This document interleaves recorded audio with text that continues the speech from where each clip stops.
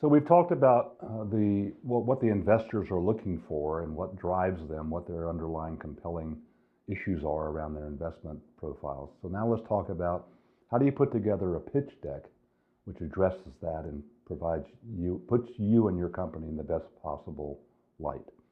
Now I've been raising money for early stage companies, either my own or others, for over 15 years. And over the term of over that time frame, if I asked 10 different VCs what they wanted in the pitch deck, I'd probably get 10 different answers. They're all a little different. But regardless, there's a couple out there that I really like. One is something that Fred Wilson of Union Square Ventures talks about. He wants to keep it to no more than 6 slides. If you're only going to show 6 slides, you have to be very careful about which 6 you choose. And then Guy Kawasaki, who's very well known at Garage Ventures, he actually uses what he calls a 10-20-30 rule. It's 10 slides, you don't talk any more than 20 minutes, and you use a minimum of 30-point font. Most of these VCs are kind of like me. They've been around for a while. Their eyes are not quite as good as they used to be. So try to make your slides easy to see when you're projecting them up on a screen. Even though you may be allocated an hour at an investor meeting, you still should try to keep your presentation to a maximum of 20 minutes. And I think that's a very good piece of advice, because after 20 minutes, people tend to lose their focus, and you want to leave enough time at the end to be able to address questions that they may have. So I've put together my idea of what a perfect pitch deck is, which I'll go through in a moment. But regardless of how many slides you have, or what the title of each slide is, regardless of that, the best pitch decks tell a compelling story that's interesting to the investor and makes them want to invest in you. So you need to talk about the problem you're solving or what opportunity exists out there, how your product or solution addresses that problem. You want to show your team and what the composition of the team is and how they can work to get this problem solved through developing the product. And then have other information available, which we'll talk about in a minute what that information might be. And I believe that you should maintain your pitch deck at a maximum of 10 slides. So let's go through what I think is the best pitch deck to use. So the first 5 are maybe the first most important slides, and that is because people, as you go through your presentation, the longer you go, the less interesting they may find it, or I shouldn't say it that way, but they'll probably get to a point where they've heard enough, let's say. They've made their decision in the first couple of slides. Most of these folks will make their decision pretty early. So have a very professional looking cover, have your contact information on it, have your company byline if you have one. If you have a logo, present it in a professional manner. That shows that you've done your work, you've put a professional deck together. Then you want to talk about the market opportunity. What problem is out there that you're solving? What pain is the customer feeling? How is your product or service going to solve that problem? And then the team. I've emphasized this many times, that your team is the thing that the investor is really investing in. Yeah, they're interested in the market opportunity, and they're interested in how your product solves the problem. But their primary investment that they're looking at is, can this person and his or her team actually address the problem and get it solved? Then you can talk about your product and what it is and how it addresses your problem, and make sure that you refer it back to the opportunity or the problem that you discussed in the second slide. And then you need to have a market sizing slide.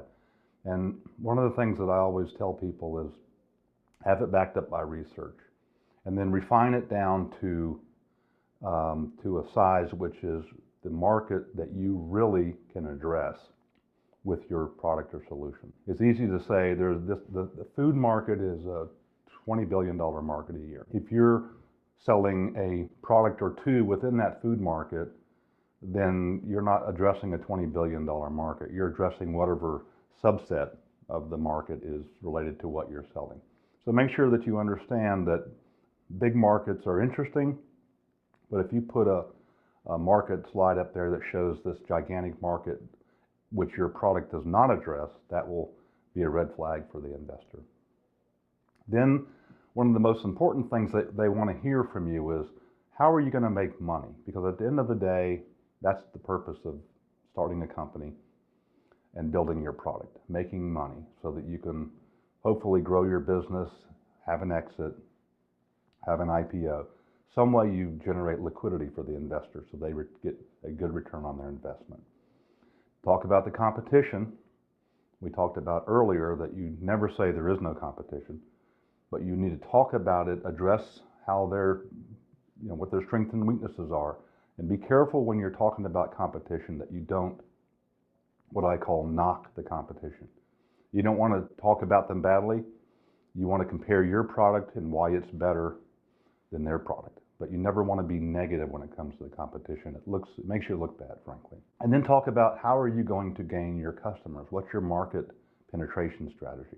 You've got to have one, and you've got to be able to discuss with the investor, how are you going about getting customers to buy your product? You also want to talk about what successes you've had so far, what traction you have.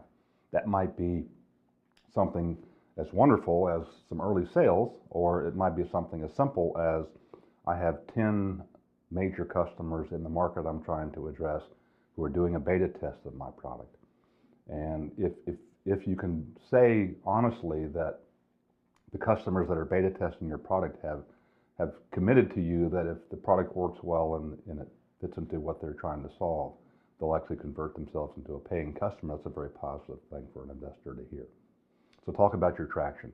Traction might also be a partnership with a major partner, a distribution partnership, or a co-branding partnership, or a white labeling partnership. Any of those things that shows that someone else, some independent third party, is interested in what you're doing and is interested enough in what you're doing to enter into a business agreement to work together. That's very positive from an investor standpoint. And then finally, you want to talk about, and save this for the end, you want to talk about how much money are you trying to raise. You need to make sure you say, I'm raising X millions of dollars or X $100,000, and here's what I'm going to do with the money. They always want to know, what do you need? How are you going to use it? So one of the things I like to do is, you should have an appendix, and that's where you can put a lot of slides that include information, like additional information that I wouldn't go through in the primary pitch, like financial projections or headcount plans or timelines. Have those slides in an appendix, and if somebody asks a question about one of those topics, then you can pull that slide up and say, okay, I happen to have a slide on that, let's talk about that. By the way, if that happens, that's a good thing, because that means they're engaged and they're interested in hearing more. Before you make a pitch to a prospective investor, you should make sure that you practice. You should talk to friends or advisors or even other VCs that you have a relationship with. Go to them and ask them to listen to your pitch, get their feedback, and incorporate that into your final pitch. You'll be much more professionally polished if you do that, and they may bring up some very interesting comments that'll help you either eliminate some inconsistencies in your deck, or they'll say, put some additional information in on this particular topic. So vet your deck before you actually pitch it.